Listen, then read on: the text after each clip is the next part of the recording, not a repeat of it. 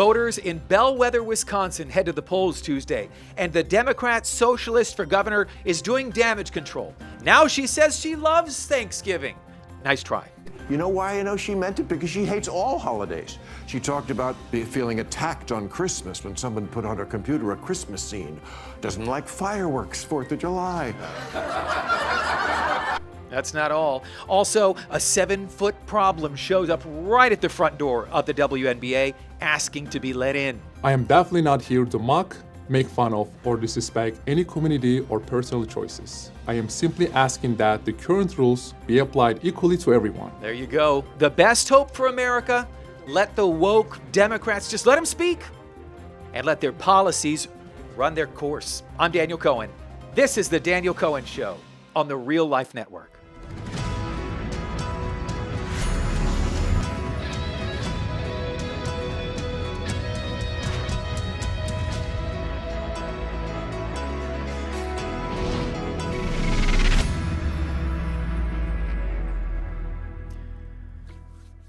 Welcome, everybody. I'm Daniel Cohen. You're watching The Daniel Cohen Show. We have so much to get to today, so I just kind of want to jump head first, jump right in, because I think we're getting a real sense of which direction the United States is headed. We're seeing this not just civil war with the Democrat Party, but I'm going to draw a real distinction in this show between the Democrat Socialists, which are devouring like zombies and vampires the Democrat Party, and I'm going to show you why it's not a civil war. It's not a civil war. This is a really important thing. Stick around for that, because the first things first is this Wisconsin primary. I think this is going to be another another bellwether, another which way are the Democrats insane? Which way are they going? Which way are they blowing? Because the Democrat Party in Wisconsin is overwhelmingly, by double digits, on track to hand the nomination to this socialist woman who hates America. She hates some of the most important American traditions that I would say what are more American than Thanksgiving? Guys, this is her, Francesca Hong. She's 37 years old. She says she's just a chef. She's just a chef. And she also just happens to be a card-carrying member of the Democrat Socialists of America. And she's just a chef that's waiting to just stick a knife in the back of the people there in Wisconsin. Is that too much? Is that picture too harsh? What do you think? I don't think it is. Guys, when she wins, not if, when she wins, she's going to face the Republican in this race. He's a congressman named Tom Tiffany. And if she wins that race, then she would be the first socialist, Marxist, communist, look, they're all the same, ever to be elected governor of any American state. Guys, few people outside of the state of Wisconsin even knew her name a few weeks ago. And I would bet some people in this audience, if I say Francesca Hong, you'd say, who's Francesca Hong? You better know. You better know right now. Because, oh man, she's stepping all over herself. She's getting in trouble. Why? Because her old receipts are catching up with her. Guys, it's not just that she wants to cancel Thanksgiving. Those of you may have already seen her say this. She admitted that in writing. Here it is, right after she won her state assembly seat in Madison. Well, look at what she does. She keeps on typing. Colonialism. She calls the original super spreader event colonialism. The United States of America is the original super spreader. Okay, crazy. She spells folks with an X. Guys, she deleted this post. She deleted it, but this is what's telling, right? The internet, kids, remember this, the internet is forever. You may post something and delete it and think, oh, good thing I deleted that. The internet always, always remembers. Are you building a show about a post from a few years ago? No, Daniel, no. What I'm doing here is I'm reminding you, this is what happened when she's asked about it, because this is what's revealing. Here she is, she's on CNN, she's with Caitlin Collins, and CNN doing a random act of journalism. A random act of journalism. Watch this. Do you still believe that Thanksgiving should be canceled?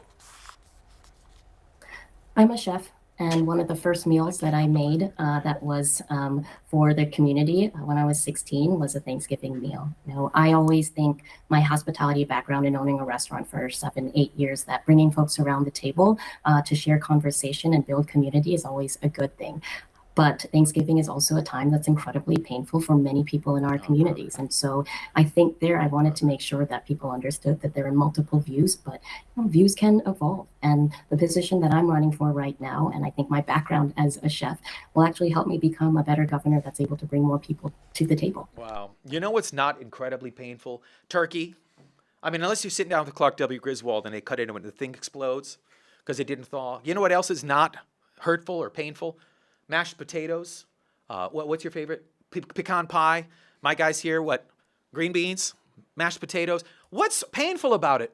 Guys, that was a classic dodge, by the way. Did you hear? That was a plate full of crazy as the main entree with a side of word salad. She never answered the question. And Caitlin Collins never holds her feet to the fire. She goes on, well, we need to have you back here on air. We need to have you back. What, for what? For what? And now, a few days later, the good old-fashioned walk back when somebody, guys, now she says Thanksgiving is her favorite holiday. So what happened? Guys, what happened? Here's what happened. What happened is some establishment Democrat or some kind of a consultant or somebody who doesn't want to see this seat go to the GOP, while they're watching a Democrat, they're watching the DSA eat them alive, and they told her something that's obvious to you and me. Hey, is this on? The American people love Thanksgiving. The American people love Thanksgiving. And if you come out and say you want to cancel Thanksgiving because of, colonialism or whatever. Guys, I grew up in Illinois. I grew up just south of Wisconsin. The states neighbor one another. The Midwest, it's the heartland. It's, heck, my mom, Thanksgiving is Super Bowl Sunday to her. And when I was a kid, every year on Thanksgiving morning, 5 o'clock in the morning, I'm up with my mom. I'm chopping the garlic and the onions. I could still smell, when you chop garlic, the smell under your fingertips, and I would mash it, the mortar and pestle thing. My mom would rub it all over the turkey. Delicious. Not painful for anybody. The turkey was already dead. Guys, Republican Scott Walker, he served as governor of Wisconsin for 8 years, ran for president as well. He was unsuccessful. But here he is. He's saying this isn't just a crazy person. That young people in the college towns like Madison, that they're rallying behind. It's not that she's crazy. She's dangerously crazy. Watch. There should be a contrast, not just between common sense and crazy, but in this case, dangerous. When you look at the comments about she's made repeatedly, even though she's trying to back away now, about abolishing the police, taking on law enforcement. This is outright dangerous, and her policies economically are the ones that are failing right now in Venezuela. So this will, without a doubt, be a referendum on democratic socialism. And if people are paying attention to what's happening in the world today, they should say no. Bingo, Scott Walker. It's not just about Thanksgiving. Guys, who cares about what she thinks about Thanksgiving? You want turkey? Great. You don't want to eat turkey? Fine. You want to eat chicken instead of turkey? I could care less. It's the crazy Democrat socialist policies that are taking over and that have infected the minds, especially of young people. But with this woman, it's not just Thanksgiving. It's Halloween. Guys, it's Valentine's Day. It's Valentine's Day. And it's not because, she hates couples. And I know there's some of that out there. She hates Thanksgiving, Halloween, Valentine's Day, Christmas. Listen. She talked about feeling attacked on Christmas when someone put on her computer a Christmas scene. A screensaver. Doesn't like fireworks, 4th of July. Halloween, all the far lefties hate Halloween. Costumes that are inappropriate, oh please. This woman doesn't like Valentine's Day, another way of capitalism taking over our love life. Yeah. She said, Valentine's Day, the holiday that brings out the worst of humanity. That's the holiday that brings out the worst of humanity? Have you ever been to a Black Friday sale? That's right. Yeah, you can sell you sell a 50-inch Sony or whatever, a TV. That's going to bring out the worst in humanity. Guys, Hong says she's not a very fun person. Well, we can see that. Of course we can see that. So, conservatives, what's the play? What's the strategy? How do we go on the offensive against this kind of thing? Is it spending $50 million in attack ads? No. It's way easier than that. Guys, it's handing her a microphone. That's all it is. Just keep her talking. Like Gavin Newsom's wife, Jennifer, do you remember we played on the show a couple of weeks ago how she said the Newsom family, they took their kids on this red state tour so that they could see misogyny and racism and what life in the South is like for people that love living in the South, for people that love living in Florida and Alabama and Arkansas, the red rock-ribbed meat, like backbone of America. And she said, we went there so that our kids could see firsthand racism and misogyny. Hand them the microphone. Guys, we don't have to beat these people. We just have to broadcast them. It's Operation Let Them Speak. I don't have to attack them at all. All we have to do is say, listen to what she says. Listen to what she's about. Listen to the American holidays, these institutions that she hates. Listen to her going off about Christmas and Valentine's Day and Halloween and everything that maybe you hold dear and being afraid of 4th of July fireworks. Are you kidding me? Guys, Scripture saw this coming 3,000 years ago. Proverbs 18:7, a fool's mouth is his ruin. His lips are a snare to his soul. The English says snare. You're probably thinking a rope or a noose. The Hebrew is sharper. The Hebrew word is mokesh. Mokesh isn't the net, it's the bait. It's the piece of the trap that holds the food. Amos 3:5, it uses it exactly that way. No mokesh, there's nothing caught in the trap. No one set a trap for Francesca Hong. She set the trap, she walked right into her own trap. When we come back, everybody, we're going to pivot because Hong is not an accident and she's not an outlier. I'm Daniel Cohen. You're watching The Daniel Cohen Show. Welcome back, everyone. You're watching The Daniel Cohen Show on the Real Life Network. We have to do a deep dive about this Francesca Hong because it's emblematic of something bigger in the Democrat and the Democrat socialist takeover of this party and what's happening in America. Guys, the Democrats are abandoning ship. It's not me. Again, it's them. This whole show, it's not going to be me. It's going to be using their own words and letting them speak. The Democrats are trying to jump off the USS Karl Marx before that ship sinks and hits the bottom, to the bottom of the sea or the ocean or whatever. Guys, the press secretary to the former First Lady Jill Biden, his name is Michael LaRosa. He just came out and said that he is supporting Mike Rogers. Mike Rogers is the Republican nominee for the United States Senate in Michigan. And Julian Epstein, this guy's the former chief counsel for House Judiciary Democrats. I want to just make sure you're perfectly clear on who that is. The House Judiciary Democrats, these are the people who impeached President Trump twice. And this guy, he unleashed on the DSA. He unleashed on this unrecognizable Democrat party that hates Israel, that hates Jews, that's going nuts. Guys, this soundbite is really important. It's longer than we usually play for you, but I want you to hear it. It's about 1 minute long, but it's worth your time. Listen. This is not a party I want to have anything to do with. I think the Democrats have gone off the deep end. I think the lunatics are in charge of the asylum. Wow. I think that there is no room in the tent for people that want to destroy our Constitution. There's no room in the tent for people that want to align themselves with radical Islam. There's no room in the tent for people that want to align themselves with anti-Semitism. And there's no room in the tent, I think, in my view, for people that don't have any interest in building for the next generation, but only want to redistribute what others have created and want to basically tear down the free market that has been the most effective anti-poverty liberation machine that human beings have ever invented. If you want to start taking these lunatic positions, then I'm just not going to be part of it. And I suspect this isn't about me. I suspect you're going to see a large group of Democrats starting to defect. I think this is what you're watching in real time here is a party that is jumping off a cliff. Bingo. Bingo. Guys, I thought it was a big tent. We heard Bernie Sanders say it's a big tent. We got Nazi tattoo guy, Graham Plattner. We got him because he said it's a big tent. We've got Abdul El Sayed in Michigan, who could be the first openly Muslim United States senator. That's who the Democrats from Michigan want to send to Washington, D.C. And he's been campaigning with who? The kingmaker in the Democrat Party is this guy, this absolutely insane, America-hating, Israel-hating Hassan Piker, who says America deserved 9/11, who called for the assassination of Florida Senator Rick Scott, who says he wants the streets stained with capitalist blood and that he'll take Hamas over Israel. Hamas, a terror organization. The legacy media is covering for Al Sayed. They're making this about his name, which I butchered on accident. I don't care about it. I don't care about how to say his name. It's not about his name. Who cares about his name? What I care about is Islam. What I care about is what's metastasizing in America. What I care about is a country that I don't recognize, that I grew up in, and that parents, are going to hand over to our children one day. What I care about is Al Sayed, this Trojan horse, this Zoran Mamdani that smiles everywhere. Yeah. When I know it's Takia, when I know he's lying through his teeth.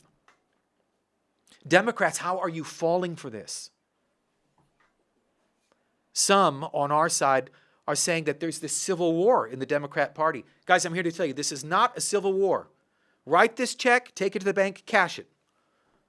Daniel, you just spent 3 minutes describing a civil war, and guys saying that they're leaving and that it's not a big tent. No. What I was describing was a retreat.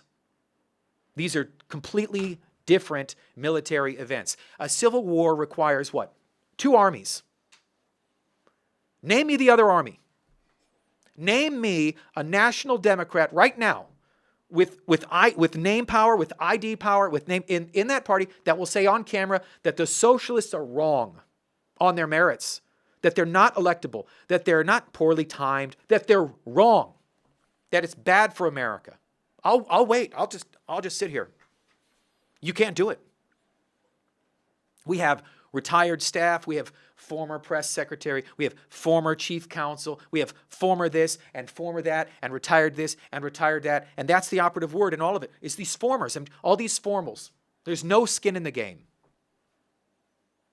Guys, one of my producers here, we were thinking about the Democrat Party of today. We were thinking of Al Gore's running mate in a presidential election that I'm old enough to remember. Hopefully you are too. Joe Lieberman, a mainstream Democrat. How would Joe Lieberman fit in with today's Democrat Party? He'd never make it in the room. Are you kidding me? Guys, when we come back, you're going to hear from the current Attorney General in Michigan who's afraid to go to her own state nominating convention. We'll be right back. Welcome back, everyone. You're watching The Daniel Cohen Show on the Real Life Network.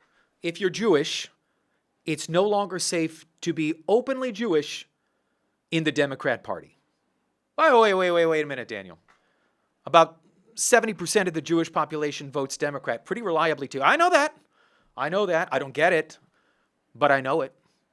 How can you say that it's no longer safe to be Jewish and a member of the Democrat Party? It's no longer safe even for leadership. Guys, did you hear this?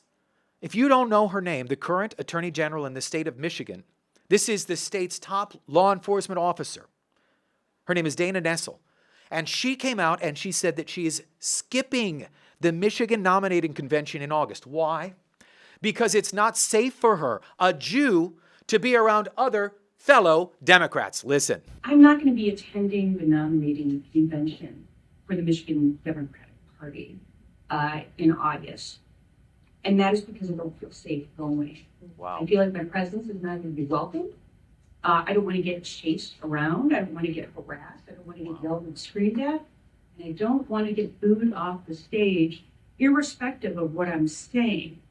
And I believe that if I go, that is what will happen, because it's been happening to me.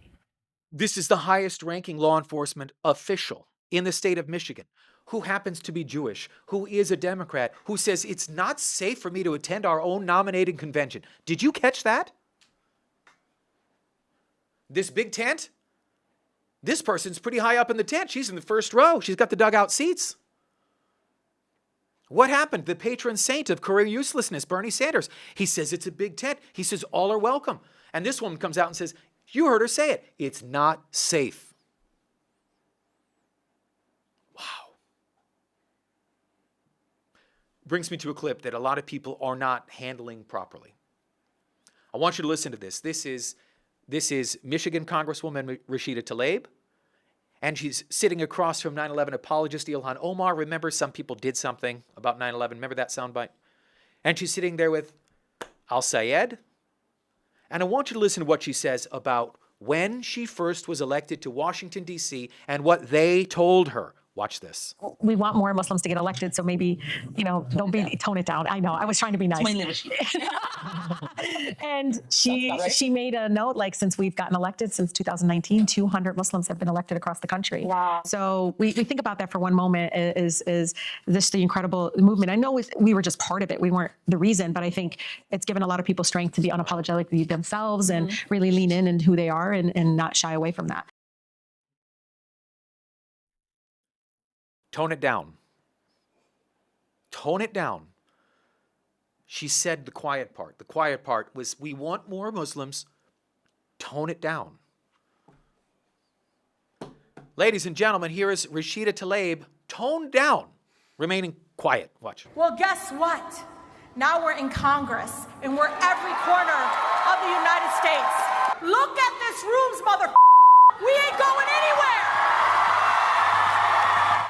anywhere. Tone down Rashida Tlaib, everybody. Tone down. Look, again, I don't have to say anything about her. These people, all you have to do is listen. Listen to them speak. Listen to what they're saying. They're not even hiding it. They don't even have to. Dearborn, Michigan has been completely remade. They don't even have to hide their intentions anymore. They don't have to tone it down. You can get up in front of a microphone and say, we're here and we're not going anywhere, you first. That might have been the strategy before. That's not the strategy anymore.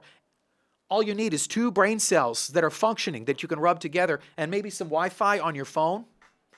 And you can see, gee, what are these people really all about? They want to take over America. They hate you and they want you gone. They hate me, they hate you. That's the truth. But we're living in a generation where there are many people who I don't know if it's, they just prefer not to find out. I don't know if it's head in the sand, willful ignorance. I think the Democrat Party is still yet to come to terms with how bad and how rotten the party has become. I'm not telling you Republicans are perfect, but it's not that. The legacy media doesn't want to tell this story either. Why is that? Because in order to demoralize you, and that's the whole purpose here. The purpose is to try to get you, especially if you're a Christian, to sit it out, to not vote. This person doesn't check every single one of my boxes. I'm just going to pray. I get it. Please pray anyway. Pray. But the woke right that keeps attacking Trump, attacking Israel, attacking Netanyahu, while America is being remade, taken over by communists and by Islamists, this red-green alliance. There's a warning. There's a warning that just came out, and it's really important that you hear it. I'm going to have that for you. I'm Daniel Cohen. You're watching The Daniel Cohen Show. Be right back. Welcome back, everyone. You're watching The Daniel Cohen Show on the Real Life Network. A warning. Pretty much if you can hold a bullhorn or some kind of a megaphone, I mean, as loud as you could scream it, this is that version of what's being said. I want you to listen very clearly, okay? To one of our most important allies in the Middle East, the most important ally in the Middle East, Israel, and a pretty important person who is voicing, saying that he's losing faith in American politicians. Ophir Akunis is his name. This is Israel's consul general in New York City, in New York. Newsweek just published an article with the headline, here it is, Israel is making plans for a post-America Middle East. This guy, Akunis, he's asked what worries him the most. He didn't say Iran, which is still pursuing nuclear weapons, which is still hanging people in the streets, which is still murdering its own. He didn't say Hezbollah. He didn't say Hamas. What did he say? He said American politics. He said very clearly, drawing a line in the sand. Listen, this is a quote. He said, you can hate your president. You can love your president. You can ignore him. You can want to change in the administration. All of this is within the framework of the democratic regime. But what he said is, to prefer your enemies rather than your political opponents, that's something new. Did you hear what I said? Did you hear that? He wasn't complaining about partisanship. Partisanship is good. Ambassador Huckabee just said that very thing. He said that a strong Democrat Party keeps the Republicans sharp. It keeps the conservative movement. It keeps us on our game. It works, iron sharpens iron, so to speak. You can think that the other side is wrong. We can say, hey, Democrats, you're wrong about taxes. You're wrong about education. I can still look at somebody and say, I still think they love America. We just have a profound disagreement. What Akunis is describing is this country where a growing number of Democrats find the Ayatollahs less offensive than their own Republican family members that they may sit down and break bread with over Thanksgiving. You catch that? I mean, given the first story that we had in this show, I mean, it might be the one thing that they and Francesca Hong agree on. Guys, why am I sharing that with you? Why am I sharing a Newsweek article? I'm a Jewish follower of Yeshua. I live in Tel Aviv, my family here. Almost every building that I go to, that I visit, everything around me here has some type of a reinforced room with concrete walls. just in case of a missile attack. Every single adult, where's my phone? Every single adult in Israel has an app on our phone. We have an app or two, there are more than one, that will notify me the moment a ballistic missile has been fired and is incoming from Iran or from Yemen, the Houthis, or from anywhere else. Every parent in Israel has a phone, and on that phone we know exactly how long I have to get to a bomb shelter. For me, it's 90 seconds. If that's at 2 a.m., guess what that means? I shake my kids at 2 o'clock in the morning. We hear sirens going off. We say, it's time to go right now. We have 90 seconds to get into our bomb shelter. When AOC says she wants to cut Iron Dome funding so Israel can't defend itself from a rocket attack, or Thomas Massie says the same thing, or Ilhan Omar says the same thing, I'm not just reading about it like a newspaper headline or something on an Instagram feed. I live downstream of it. I experience it. That is why this show exists. There's hundreds of conservative programs in America. I love Dan Bongino. I listen to Ben Shapiro. I listen to all those guys, all of them. But none of them have the view that I have from my window. None of them have an app on their phone that says you have 90, well, maybe they have the app that will alert them. But none of them have 90 seconds to get to a bomb shelter because there's ballistic missile being fired on their children in the middle of the night. I'm not saying that America owes Israel anything. I'm just here to tell you what the bill looks like from this side of the Atlantic and, as we hear in Israel, right on the Mediterranean Sea. Guys, if you're watching on social media, I want to just encourage you right now, please, or even if you're on the podcasts, please download the Real Life Network app. You can roll it. Our show is exploding. This network is exploding. It's going out to 2 million people, our content every single month. Pastor Jack Hibbs is this incredible man. He loves Israel. He loves the Word. He never apologizes for his love for Israel or his love for the Bible. We're about to launch a linear channel here, which is just incredible. Instead of just watching on an app or even online, you can actually watch on TV. I'll tell you more about that in the days and in the weeks to come. But please download the Real Life Network app, reallifenetwork.com, reallifenetwork.com. It's totally free. There's no paywall. We don't want money. We just want to give you good, sound, biblically based content in your hand. By the way, Amazon Music, iHeartRadio, Pandora, Spotify. Those of you watching on the podcast, I see your messages about watching the show. Thank you. Yes, amen. reallifenetwork.com, reallifenetwork.com. So let's talk about the money. Because there's this false claim about AIPAC. AIPAC, which, by the way, in the last, ranked 191st in terms of giving. In terms of defense, the number that you've probably heard reported is $3.8 billion. Wow, the United States gives Israel $3.8 billion a year. That's true. What most of the legacy media and the anti-Israel crowd won't tell you is that money doesn't stay in Israel. All of that money is required to be spent in the United States, or almost all of it. This year, 92%. By 2028, all of it, every single penny. So Daniel, what you're saying is aid to Israel is an American jobs program. To some degree. It's a purchase order.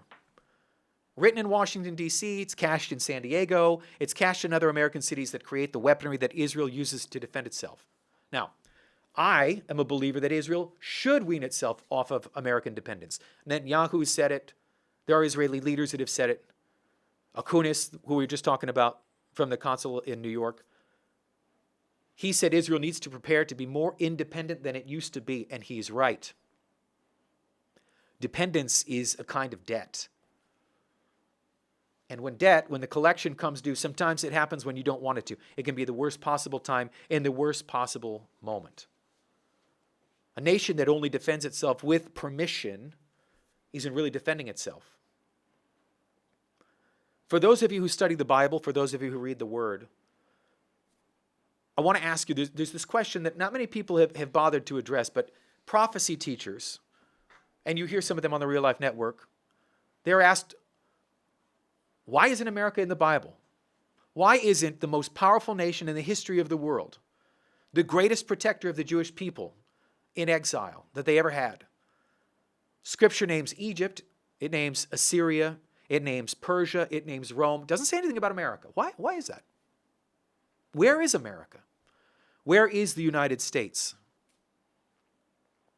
The answers are kind of, you sort of have to stretch a little bit, right? The young lions of Tarshish, the eagle's wings. It's not mentioned implicitly. Silence is still data. And when an Israeli diplomat in Manhattan says post-America Middle East out loud, on the record, the silence has stopped being theoretical. Switch gears with me. A 7-foot problem just showed up right at the WNBA's front door. And it's asking, almost demanding to be let in under its own rules. Guys, Enes Kanter Freedom, the number 3 overall pick in the 2011 NBA draft, he posted a video declaring himself eligible for the 2027 and a WNBA draft. Wow. This guy, that's him on the left, by the way, for those of you that are watching, 250 pounds. He played 11 seasons in the league, Oklahoma City. I think he played with Boston. Guys, he's a beast. Wait, put the thing back up again one more time, Dor. Within hours, the other guy you see in the Rockets uniform here, that's Royce White. He was 16th overall in 2012. He's 6'8". He told Fox News Digital that in the WNBA, he'd be unstoppable. And that's true. And not just that. He said that he'll sue if the WNBA doesn't take him in. You saw Enes Kanter Freedom at the beginning of the show. Now I want you to hear the reasoning. If simply declaring who you are is all that's required, then I meet every single requirement necessary to compete in the WNBA. I am definitely not here to mock, make fun of, or disrespect any community or personal choices. I am simply asking that the current rules be applied equally to everyone. The rules that represent the very values many WNBA players and coaches have publicly advocated for. My team and I are prepared to ensure these guidelines are applied equally, consistently, and without exception. And I look forward to the WNBA honoring its stated principles. What's the sweatshirt he was wearing? Was that the WNBA logo? He was in orange. You know what? Pause on that.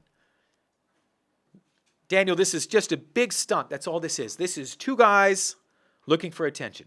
Yes, you're correct. It is a stunt. But he's trying to highlight absurdity with absurdity. It's something Rush Limbaugh used to always do. He's holding a mirror up to both of these guys, holding a mirror up to the woke NBA and making them live under their own set of rules that they created and they foisted on everyone else. WNBA wrote the offer. These 2 guys walked in. They said, great. All I need is just to declare. And for the last few weeks, what's been happening? WNBA stars, even coaches, have been saying, yeah, we'd like men in the league. You remember this guy we showed you on Friday? This is Julie Tetart, the leading scorer in the women's league in France. 21 points, 20 rebounds a game. He says he would definitely answer the call if the WNBA came calling. He would become the first circumcised player in women's basketball in the WNBA. I'm for it. I'm for this guy. I hope they call him. But there's more. I'm Daniel Cohen. Hold right there. We'll be right back. Welcome back, everyone. You're watching The Daniel Cohen Show on the Real Life Network. When I think of future stars of the WNBA, you know what I think of? This guy, Julie Tetart. What's his real name, by the way? You know what? It's okay. He wants to be called Julie. We'll call him Julie. Guys, this absurdity in the WNBA, this whole conversation, if you're going to let this guy, he says, I'll answer the phone.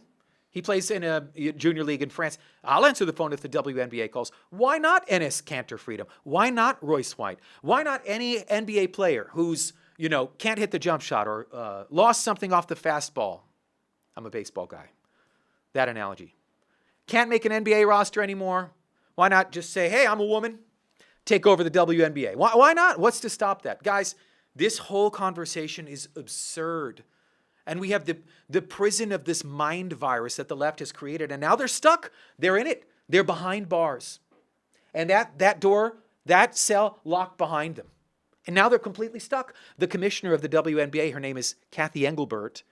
So she sends out a memo after Enes Kanter and Royce White say, saying that this question of who is a woman and what is a woman, in her words, is a complex and nuanced topic.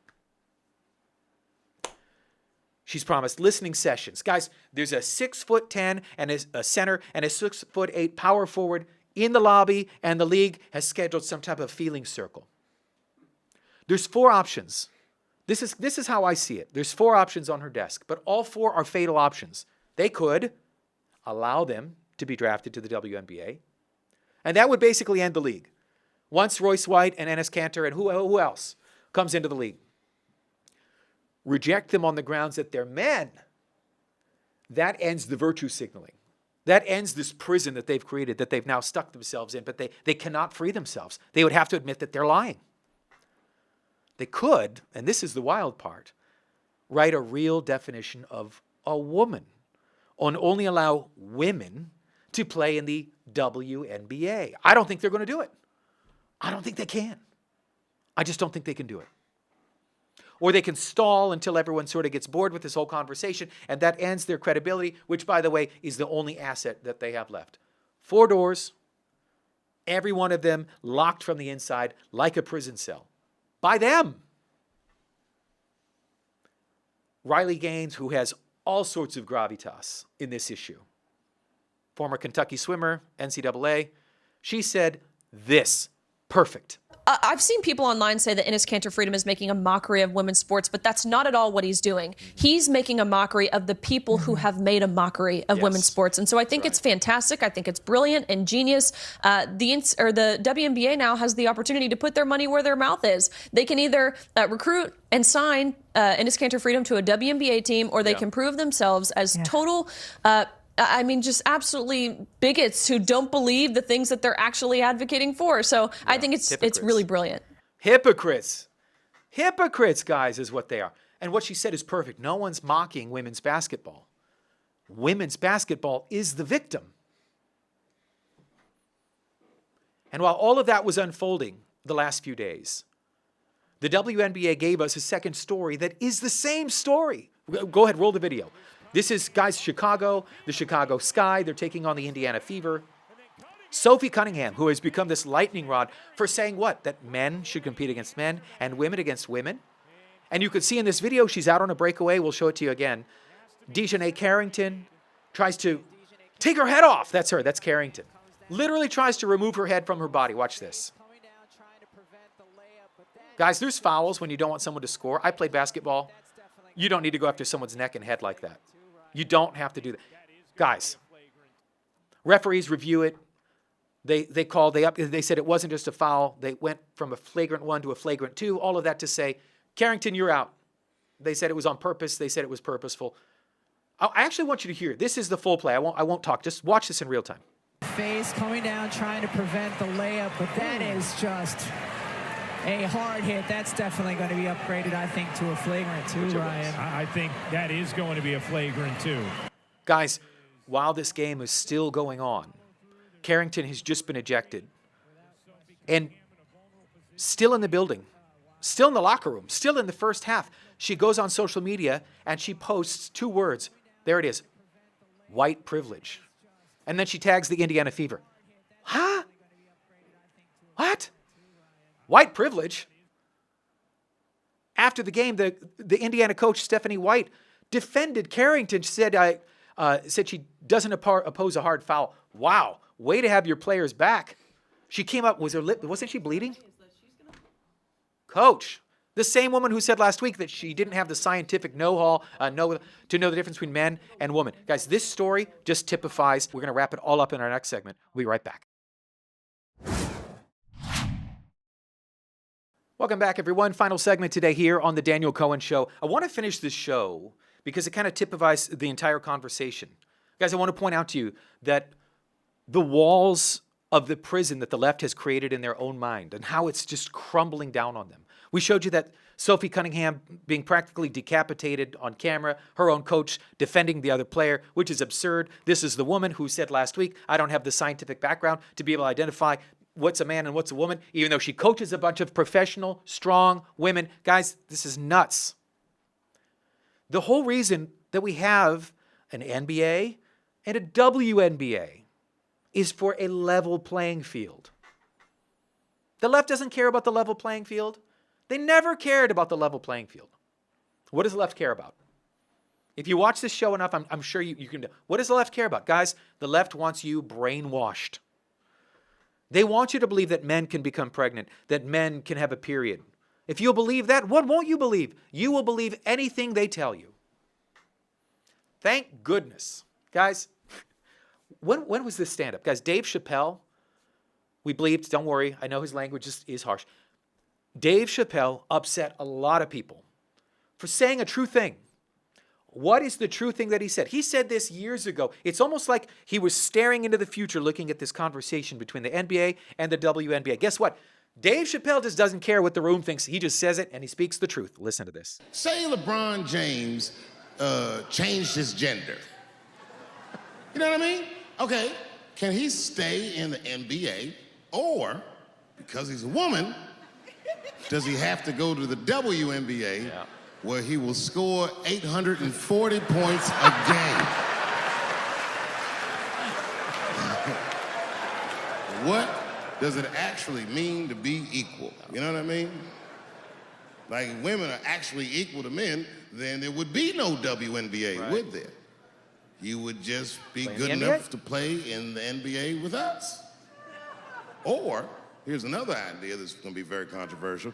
You could shut up.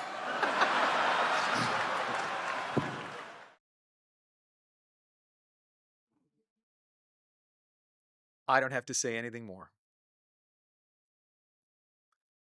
We hold up a mirror to these woke virtue signalers and make them live under the same rules. They can't do it.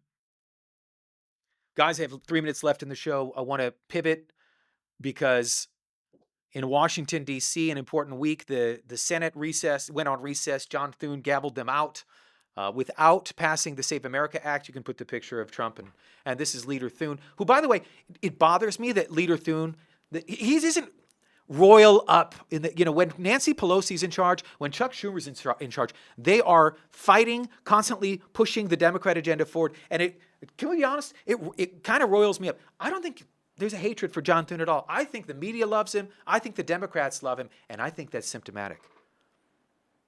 I don't think that's a good thing. I'm not saying they have to hate his guts, but I'm saying we had 14 Republican senators who called for canceling recess. They know that securing American elections is one of the most important fights right now of our time. Mike Lee, he said, I'll stay. Rick Scott, Tuberville, Banks, Moody, Blackburn, Ted Cruz, 14 out of 53. We don't have to play the soundbite, guys. We don't have the time.